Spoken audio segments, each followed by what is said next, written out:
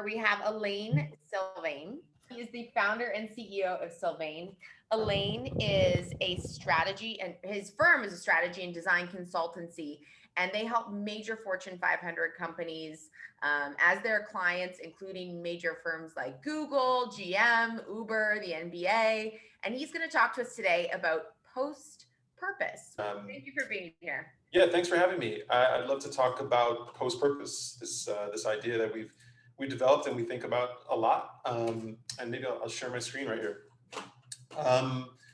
So yeah, post-purpose is a concept that we talk about, and it really provokes this question of like, what happens when companies go beyond purpose and discover the power of obsession? And I'll explain what I mean by that. But by way of introduction, and Liana, I hope I pronounced that correctly. I'll give a little quick description of Sylvain. It's a strategy design consultancy, as you said. We're founded in 2010. We're a certified B Corporation. We help a lot of companies think about their future of their products and their brands. We work with a lot of big companies around the world. We're helping them develop new products, new services. And if you have any questions, you can always check us out at sylvain.co. But I'm going to go right to the heart of the conversation and really talk about this notion of purpose. I don't know if you've been paying attention to the world of business, pop culture, let's call it, but a lot of companies are talking about purpose, making sure you have a purpose and you stand for your purpose. Consumers want to buy products that are backed by a purpose. And really the world of business is really drunk with this concept. And at the core of the definition of purpose, it's really the reason for which something is done or created or for which something exists. And it's about having a reason to do the business that conduct the business that you're doing. And I see a lot of startups and big companies really questioning, why are we doing, like, what is our bigger reason? Revenue alone is not enough to motivate an entrepreneurial endeavor necessarily.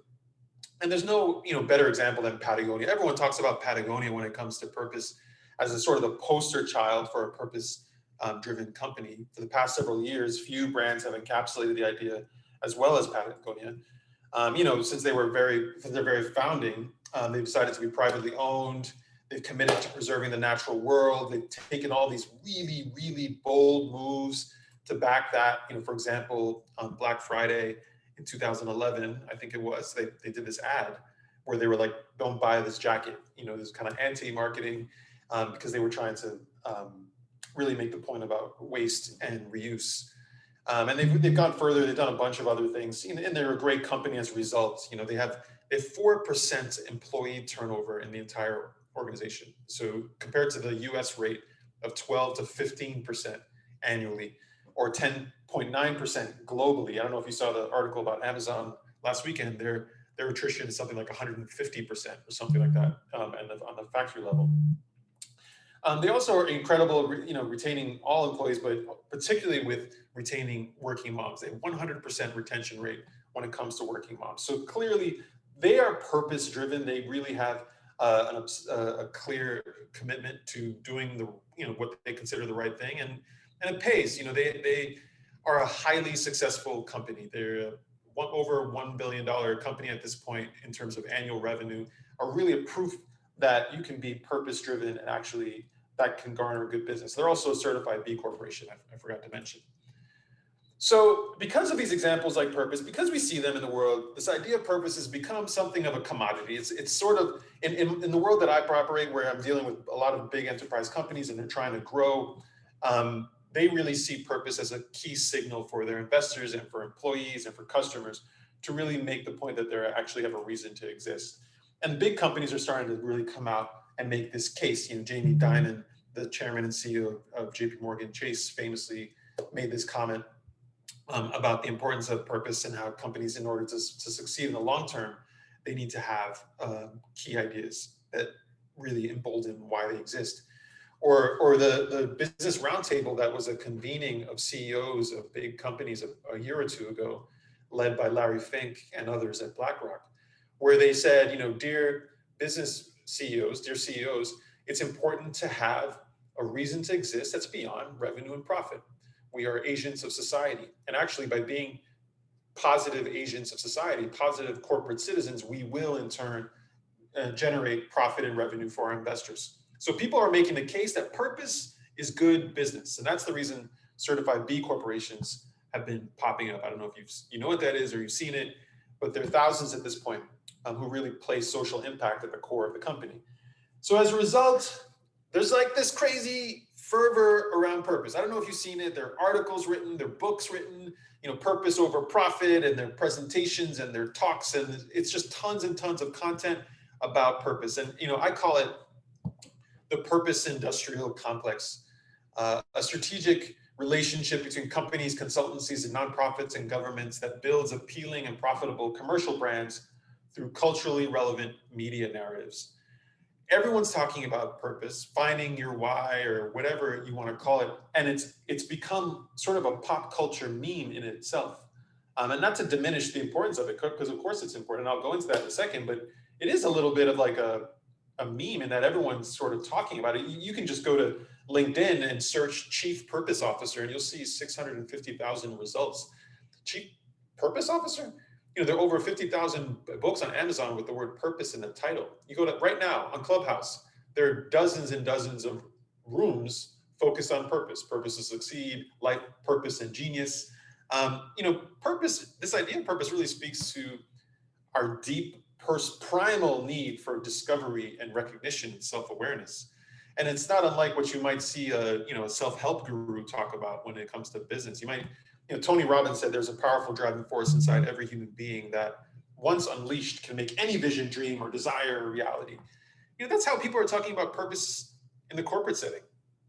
People are talking about purpose in the corporate setting in the same way, like it's a driving force inside every corporation that once unleashed can make anything real. And it's a lot of hyperbole, and you see a lot of people making and doing and giving talks and presentations about purpose. And I'm guilty of it. I've done a good bit of this myself. I'm on stage a lot talking about the importance of purpose, and I'm probably part of the problem. But the thing is, people care. 70% of Gen Z and millennials believe a brand should have a purpose they personally believe in.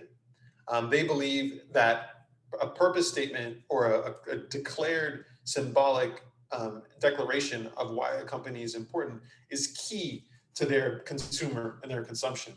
And it's not unlike what we saw after the killing of George Floyd last May, June, where a lot of companies went out and did the Black Square on Blackout Tuesday. You may have seen that. A lot of companies quickly posted on the day after or a couple weeks after, they posted this Black Square in solidarity to, fighting police brutality and systemic racism. But it was so impulsive and quick, and it made you wonder, are these declarations of purpose, these public declarations of purpose, are they just signaling virtue? And how tied are they actually to the fabric of the company? And it's interesting, companies are using purpose statements as marketing. This was on Instagram. They're using it as marketing. Apple just over the past year has shifted a lot of its corporate brand messaging to this idea of privacy. If it's on Apple, it's private. And privacy has sort of become a product benefit for an Apple product, but more than that, it's also sort of a corporate commitment and a brand ideology. So it's making you wonder how, purpose is seeping into corporate behavior, and customers and consumers are getting slightly skeptical. 53% of consumers think brands trust wash or aren't as committed to helping society as they claim. So that's over half of consumers are suspect of purpose statements, and they think companies are taking advantage. Nike got a lot of attention a few years ago for their backing of Colin Kaepernick, and it was considered like a best-in-class example of purpose in marketing. 60% of survey participants felt positively about Nike after viewing the ad, and that's even in the political climate that it was and we are in.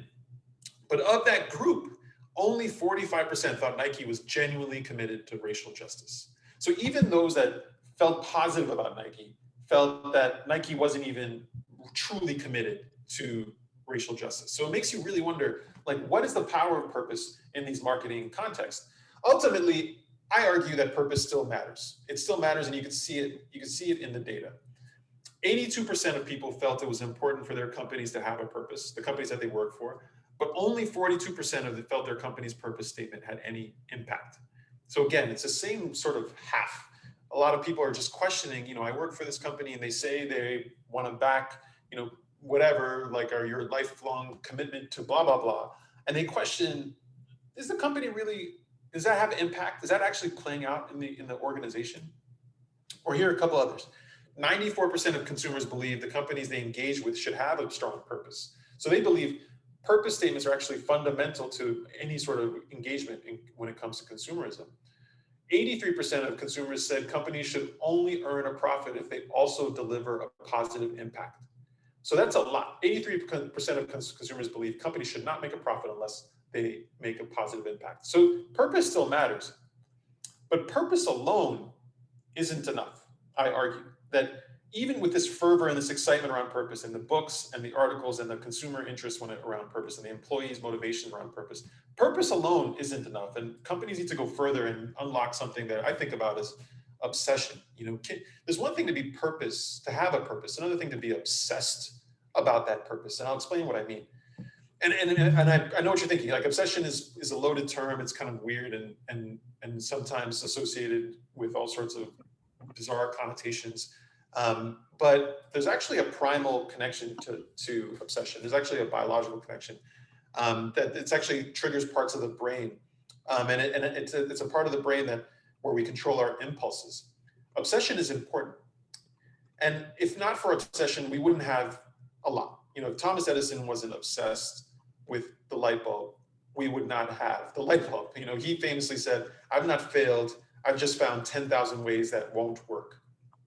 And it was this intense pursuit of his purpose that actually made this such an interesting story. Or you think about, a lot of people laud Neil Armstrong for being the first man on the moon, but think about the hundreds of thousands of people. It was literally 400,000 people who were obsessed with the moonshot for years before he did that.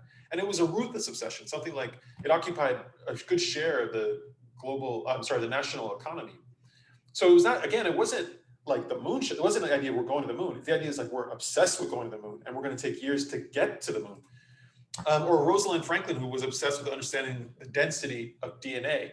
It was really through that intense obsession with the molecular makeup of the helical formation that got us to where we are today. So it's not just purpose. It's actually obsession. And if you look at what psychologists say about obsession, and here's a quote from Psychology Today. When you obsess, you learn how to extinguish distractions so that you can concentrate. You accept the hard existential fact that if you intend to matter, you must act as if you matter. You retrain your brain, asking it to halt its pursuit of fluff and worry to instead embrace its own potential. I love this quote because it talks about the power of obsession. And it makes you wonder, what if companies were equally as obsessed with their purpose? I work with a lot of clients and how you doing? They publish a lot of purpose statements. I'm sorry. Yeah, well, I figured if you... Someone there? Yeah, I'll keep going. They publish a lot of purpose statements, but are they obsessed with those purpose statements is the question. So the pursuit of purpose is greater than a published purpose in and of itself. And that's what makes Patagonia special. It's not that Patagonia has a purpose, it's that they're purpose driven. It's the word driven that's more interesting. And I'll give you examples. And we've worked with Patagonia. We know this organization. Yvon Chouinard, the founder, he said, our intent is to remain a closely held private company so we can continue to focus on our bottom line, doing good. So, this idea of staying independent and private is part of that clear obsession. Or the fact that they are so committed to fair trade, organic materials, and recycling that they'll make sacrifices in their own supply chain at the cost of their own revenue to really commit to their ideal. Or how about the fact that they've since 1985, the brand has imposed a 1% earth tax on itself, a self-imposed tax in order to give back to the environment. Or their provocative products and brands and marketing, they put this tag in their pants, vote the assholes out during the election, which I thought was really provocative and interesting. And, they also do this crazy thing, and I remember this because we had a team in Patagonia when this happened. Yvon Chouinard said it. We have a policy that when the surf comes up, you drop work and you go surfing. I don't care when you work, as long as the job gets done. So just imagine you're at work in the afternoon, there's a swell in the ocean, everyone runs and gets their surfboards to go out. And that proves the obsession with their purpose and their commitment to the natural world. So again, if you think about corporations through that psychology today quote I gave you, it's interesting. I'm going to read it again. So, but this time, listen to it like you're a corporation, okay? When you obsess, you learn how to extinguish the distractions so that you can concentrate. You accept the hard existential fact that if you intend to matter, you must act as if you matter. You retrain your brain, asking it to halt its pursuit of fluff and worry to instead embrace its own potential. Companies should be obsessed. And so how do you trigger that? How do you create that? And this is Yvon Chouinard at the very founding of Patagonia, where they literally triggered their own purposeful obsession, what I call purposeful obsession, which is an idea or thought that ruthlessly preoccupies the mind in service of a grand vision or ambitious goal. Corporations should have a purposeful obsession, not just a purpose statement. And for me, there are 4 drivers of that purposeful obsession. The first, which I'm going to go through quickly, is insatiable curiosity. Healthy organizations that are purposefully obsessed have an intrinsic thirst for knowledge. They have a true appreciation for deeply personal, often self-thought curiosity. And you know, there's some great examples. Lego, for example, famously with their Lego masters, they see the world in rectangles and bricks, and they celebrate this sort of curiosity in every corner, within their organizations, within the world of play, but also in society at large. Google famously has their experiments where they allow coders to submit thousands of experiments using Google products. They're constantly inspiring more experimentation. And that is really, it speaks to their own pursuit of ingenuity and so on. So that was the first one. It was about curiosity. The second one is about unwavering belief. Purposeful obsession requires a deep belief in something, a commitment that is so steadfast that you're comfortable standing alone. And this is where, you know, Coco Chanel is so interesting. You know, there are a lot of problems with Coco Chanel in history, but the fact that this organization has been the same for decades, and it's a client of ours, you know, the fact that they, for example, have this unwavering belief in femininity and that they'll never make a men's line, ever. They'll never sell online. Also, they will never sell online directly. They believe in the in-store experience. It's a core belief of that organization. That's an obsession. Or, you know, on the other side of fashion, there's a company called Zero Waste Daniel. It's a zero waste unisex apparel brand where all the pieces are handmade and one of a kind, sourced from scrap materials. Talk about an obsession in the world of fashion and fast fashion. You know, to have that sort of commitment, that's key. So that's the second one, was about belief. The third one, vision, audacious vision, big picture. Having a vision is greater than any sort of fear. And the best companies in this example have these audacious visions that they put out and really speak to their purposeful obsession. You know, BlackRock, which is also a client of ours, famously, Larry Fink, the CEO, he does these letters to CEOs every January, where he talks about some of the key issues they see and the promises that BlackRock makes for the world at large. And for the past 3 years, this letter has been about purpose and climate change and really creating more of a sustainable workplace or business landscape, which is a big deal. BlackRock is the largest asset manager in the world. They manage something like $7 trillion in investments. And for him to say that really speaks to an audacious vision of where he sees the economy evolving. Or Tesla, you know, Elon Musk gets a lot, you know, is mocked a lot and has probably been mentioned 8 times in this conference already. He publishes Tesla's master plan, where with bold clarity, they talk about what they're trying to do with the cars. And that's just Tesla, you know, not speaking about brain neurons.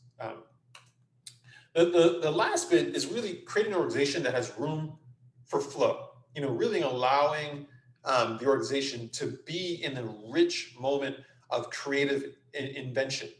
And that's a hard thing to do, is to create room for flow.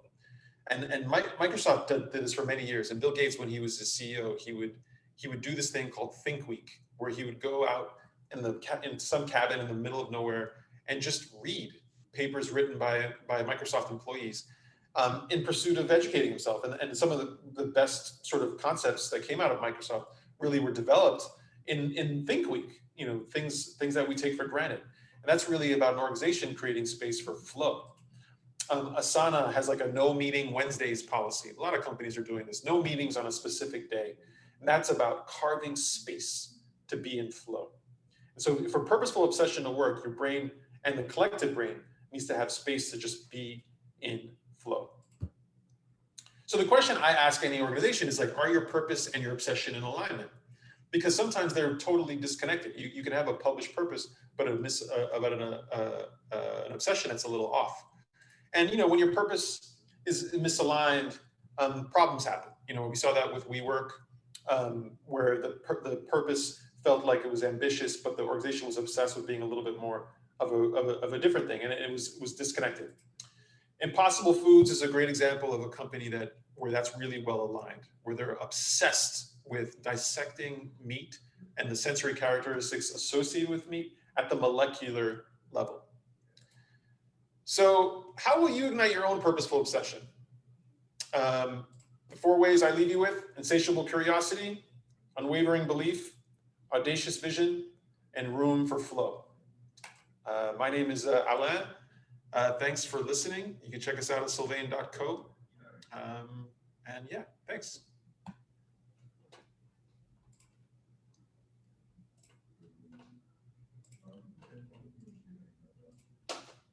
I'm sorry, I don't hear anything. Neither do I. Oh, Leanna, are you talking, Leanna? I don't hear anything. Right now? Yeah. My apologies. By accident, I switched off my microphone when I moved it. Thank you so much for being here, Alain, and explaining what post-purpose is to us and how purpose and driving from a place of purpose is very important to an organization. And I encourage everyone to check out your company's website, Sylvain, and look at some of the things they're doing with these major Fortune 500 clients. Very impressive stuff. Thank you again. Thanks.